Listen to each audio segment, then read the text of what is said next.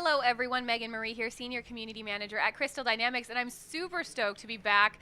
We are here talking with Brian Horton about Rise of the Tomb Raider. Which Megan, it's great to talk to you. Really exciting to finally get out and share about this game that you guys have been working so hard on. So thank you for joining me. Yeah, it's great to be here. So to start off, we're going to kick it over to the video that we played on the experience that we had on the Xbox stage, Avalanche. which was super exciting, the Avalanche video. So this is the first time that we showed gameplay of Rise of the Tomb Raider, which was really exciting, and you were there on stage, so can you set up what we're about to see?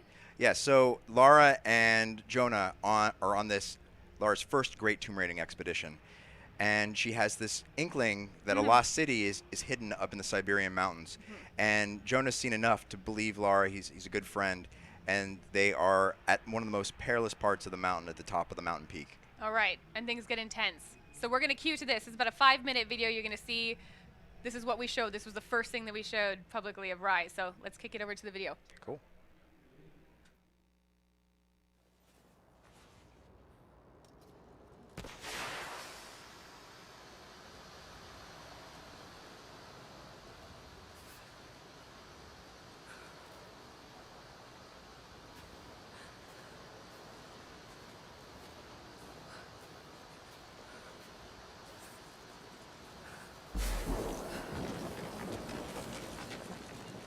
You see this view, Lara.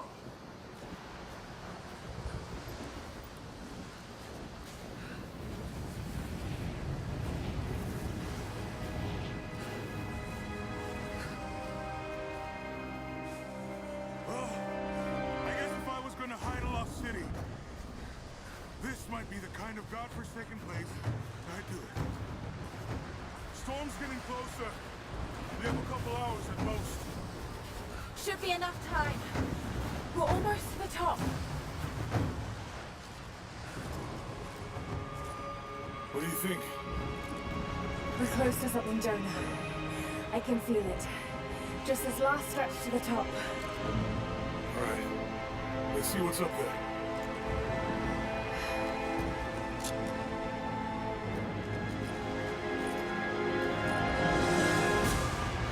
Looks like we climb from here. Keep your eyes open for falling ice. Right. You ready? Let's do it.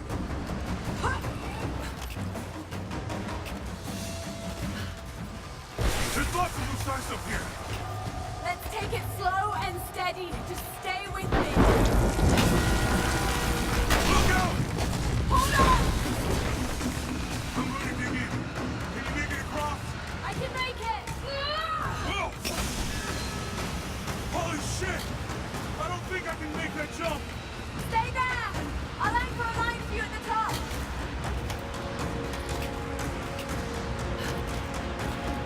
Almost there, Lara. You got it.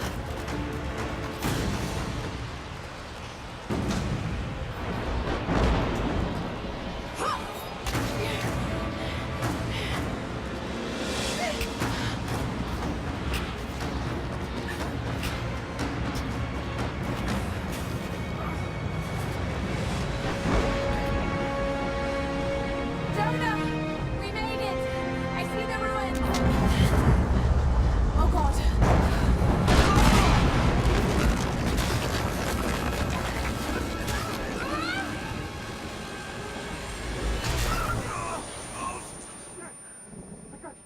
I got you. Lara, can you hear me? Yeah. I'm gonna pull you back up. There! Over there! Quick! Swing me to the other side! Okay, here goes.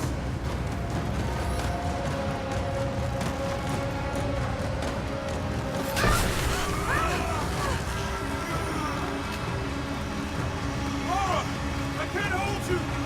The rope is slipping. Climb! Climb!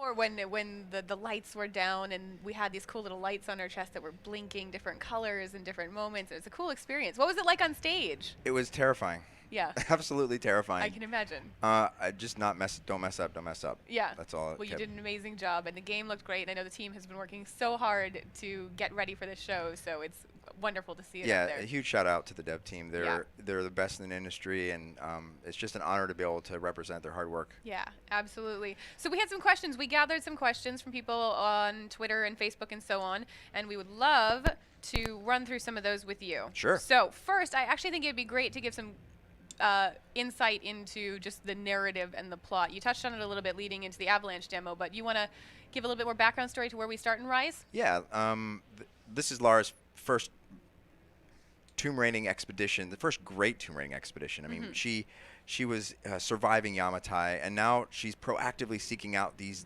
lost cities in the most remote and hostile places on Earth. And the lost city of the lost city of Katesh is her current obsession, and she has clues that have led her up to Siberia. And the reason she's seeking this out is because she saw something on Yamatai that she couldn't explain, and then this trail is leading to a similar kind of myth, and she believes if she finds it, she's going to be able to prove to the world that these things are real. And also prove to herself, right? Yeah. The fact that she did see that thing that she couldn't explain, that she needs that another shred of proof. And it's not just about proof. I don't think she felt right going back home. I mean, she never quite fit when she returned. When she's out in the wilderness and surviving these situations, she feels more at home and more at peace in a strange way. Yeah. She's realizing that this is her destiny to become the Tomb Raider. Fantastic. So that actually leads perfectly into the next question, which was from Rayan on Twitter, and he asked, how has Lara matured from the previous game? And she definitely has. Oh, character growth is essential to our vision for Tomb Raider. In the first game, Lara had to really go from a place of inexperience to survival, and in this one, she's using those same skills, but much more refined. She understands that there are going to be people out there that might try to take her down, and she's going to learn some things. Like, in gameplay terms, she has a bunch of new abilities. Her crafting has gotten much more rich. She can now craft from multiple resources in the world, whether it be the deer that she finds. She can skin the hide. She can collect wood. Those create crafting recipes, which allows her to strengthen her weapons. And she can craft new ammunition like poison arrows to take out groups of enemies. So not only is she changing as a character, but her skill sets, her ability to front an assault, or in this case, to be more stealthy and to go into the world unseen and take out these threats, is really developing in this game. Very cool.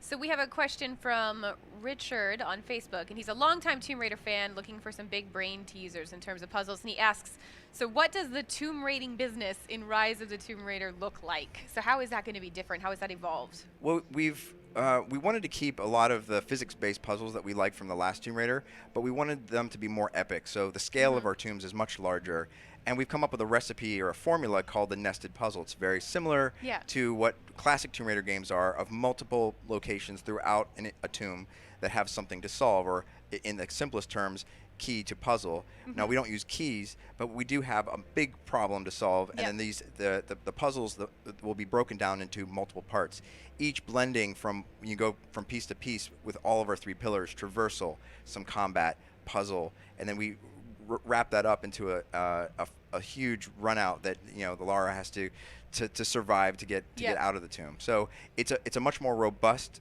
expression of what we did in the last game, and I think Tomb Raider fans are going to really appreciate the extra epicness that we're bringing to tombs. Absolutely. And I think it's also worth mentioning the challenge tombs in there, right? I mean, those are the ones that I think are going to be, especially for nostalgic fans, the real challenges, the one off the beaten path a bit. Absolutely, and this is a great opportunity for me to shout out to Eidos Montreal, who's our partner in making this Tomb Raider single-player campaign. It's a really big deal to have such talented people helping us make a lot of our challenge tombs, and their tombs are so cool. And very difficult. Yeah, they're difficult, but that's what's great about them. That's why we call them challenge tombs. And the stories they're telling in there, they're not just puzzles. They really, each of them tell a story, and the rewards you get from those challenge tombs really help Lara progress as a character. Yeah, and what I love about them in particular is that you don't necessarily stumble upon them. You know, you have to be actively seeking some of these ones. They're hidden and tucked away, which makes you feel so accomplished when you find them, right? You feel like you're actually discovering a piece of history. Absolutely. Some of them have like a gear gate kind of quality, but some of them have guardians. Yes. And the guardians are cool. Are extremely cool, and the Siberian bear being one of the coolest.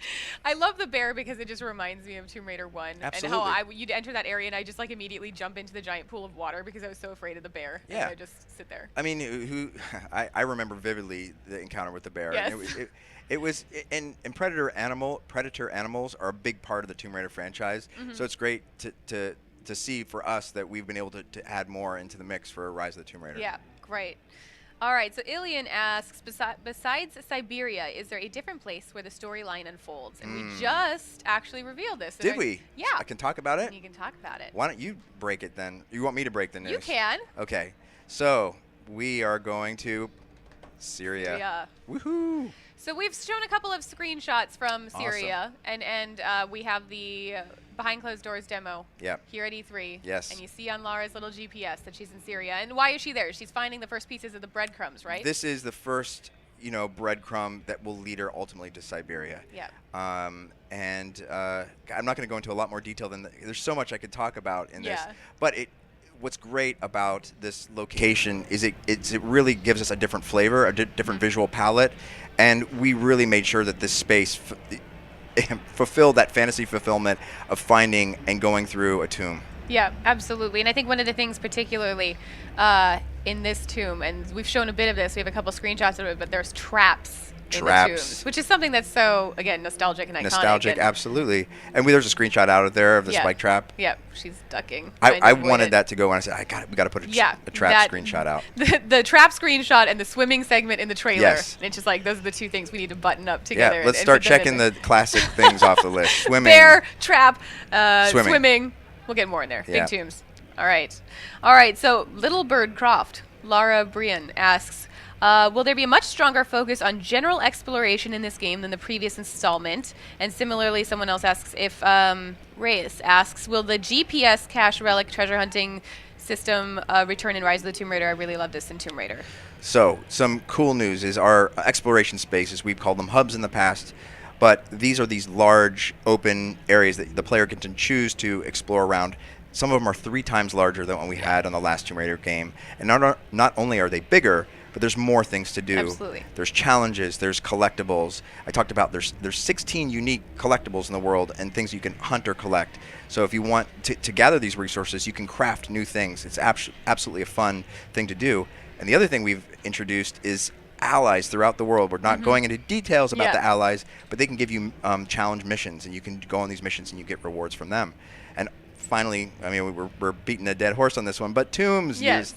All of our challenge tombs come from these exploration spaces. And one of the things in particular I like about the hubs and the exploration, and we talked a bit about this on the forums previously, is that it's not just tombs with puzzles. There are sometimes you just stumble into a cave, and it was an animal den, and maybe there was something interesting in there, or crypts. And they're not these huge spaces that have puzzles dedicated to them, but they're these other ancient spaces that you feel like you feel like you've discovered something. You can enter a path and just you have no idea where it leads, and that's so cool. And there's other archaeological things which I don't think we're talking about right now, but we are putting more archaeology into the art of being a Tomb Raider. So the appreciation of ancient relics, like I think there was a question on GPS. We're more focused on the relic. The relics. That's a big part of the loop. But there are a ton of other collectibles besides GPS. That's what I like to hear, as someone who has to 100%. Yeah. Me too. All right.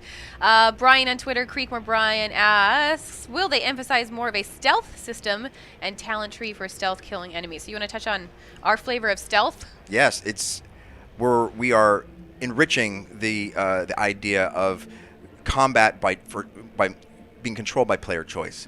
So we've introduced new traversal mechanics. So Lara can now climb trees. Yeah. She can swim underwater. Yes. And both of those things have, not are they just fun to do in traversal, but they give the player an opportunity to go unseen over top of enemies by going from branch to branch, or if you want to, take them down from the tree branch. Same thing for underwater. You can go underwater, you can swim past them and not be seen, or you can do a special kill from underwater. So these ingredients have introduced a whole new level of stealth.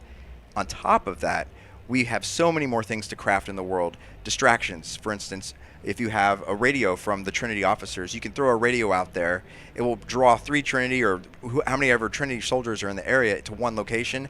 You can craft a portable explosive with a gas can, and you can blow them up at one time. Yeah. These are all choices for the player. We don't ask them. They don't have to do them, but we let them know that these are available, and it really makes the combat that much more compelling. And there's pros and cons to each different method, correct? So if you go in guns blazing and you decide to be more proactive in battle, then you're going to run out of resources quicker versus, there's pros and cons and trade-offs. It comes down to player choice and player preference. So if you're an action player and you loved in Tomb Raider the bombastic, fast-paced action, you can go that way. You can go that way, and we're not going to make that, an impossible route. But if you found the combat was a little tough for you, or you would prefer not to engage as much, we are giving that type of player many more opportunities to be able to use stealth as a means to reduce the kill counts. Fantastic. Philip17 on Twitter asks, how are you balancing the difficulty levels of the game? That's a good question. Generally, difficulty on the last game was about difficulties of the enemy AI and how much hit points they can take and how much damage Lara could take. When it comes to puzzles, it's very difficult to manage puzzle difficulty. So I think the difficulty around there is whether or not you finish all the challenge tombs, and that's sort of how we scale it because they're not on primary path. But yeah, I think we try to invest mostly in Lara's abilities through combat, through that difficulty curve. So if you're not very good at combat or you don't like to do it, you can ramp that down and have an easier time at it. But then still enjoy the same. Absolutely. The same quality and level of puzzle. Yeah, you go through the same story. It's just we make it a little easier for those that don't like or don't feel as competent with the combat. All right, Andrea K asks, is there going to be swimming? The trailer made it look like there was swimming. I know, I just want to like touch on this again. Yes, we have swimming in Tomb Raider. There is swimming. How exciting is that? And just to set expectations, we're not a free swimming game where we're going to have huge, vast ocean-sized things to swim through, but we are introducing into tombs, either getting into them or through them, swimming components, and they feature heavily throughout the game. Yep. Great. Greg Davies asks, how has the relationship between Lara and Jonah developed since the last game and the novel The 10,000 Immortals? They are beyond friends. That's a dangerous way to say it. They are. Jonah has Lara's back 100%, and Lara feels the same way. He shares her vision for the world, and he supports her for what she wants to do, but ultimately Lara has the singular ability to be the Tomb Raider. Yeah. So as far as Jonah would like to go, he can't go where Lara can go. Yeah. And but yes, their relationship is deep into the point where he might sometimes throw caution at her and say, "Hey, are you sure we want to do this?" But ultimately, he's always going to support her. He's always going to be having her back. That's and so right. on, which is great. All right. Similarly, Laura Ashley was asking if any other characters will make an appearance. She says, I haven't had a chance to read the Dark Horse comics, and they pick up right after what happened on Yamatai. Am I missing out on any potential story if I haven't read them? If you haven't read them, it's additional media. You don't need it to understand the story for Rise of the Tomb Raider, and you wouldn't have had to play the original Tomb Raider 2013 either. But if you have read those companion things, it does enrich the story that Lara's going on. Great. And a couple more. Henrik asks, will we find out more about Lara's family in the past in the Rise of Tomb Raider, and if so, how? Diaries, flashbacks, and so on. It is something that I can say we are. I don't know if I can talk about that one. So I will say, err on the side of caution. I'm going to err on the side of caution on that one. Just know that we are very much interested in Lara's journey. This is a story about her. Yes. We're making her the most believable and human character in video games. That's our goal. And what we need to do is understand where she came from. So that's about all I can say at this point. All right. And as a final question, one that I hear all the time, is what nostalgic elements do you personally feel are more explored in Rise of the Tomb Raider, the ones that we're really pushing that are going to amp up that nostalgia factor? I think we went over a couple of them, but let's just start. Let's just recap. run it down.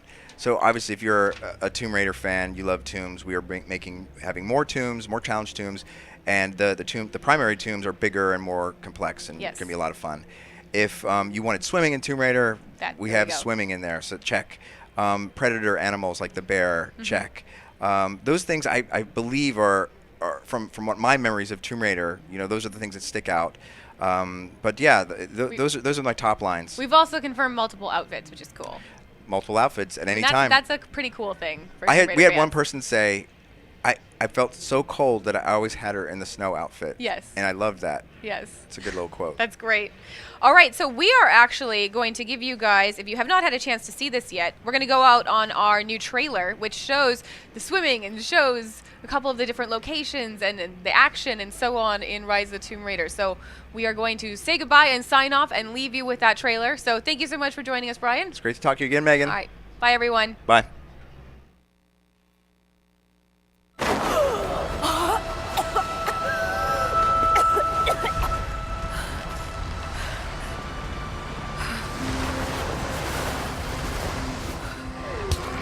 Something else dwells in the darkness of this place. But I've got to continue. I finally feel a sense of purpose again. Like I'm doing what I was meant to do.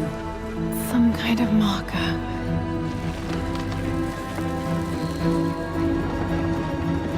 The journey will be perilous. But I must find a way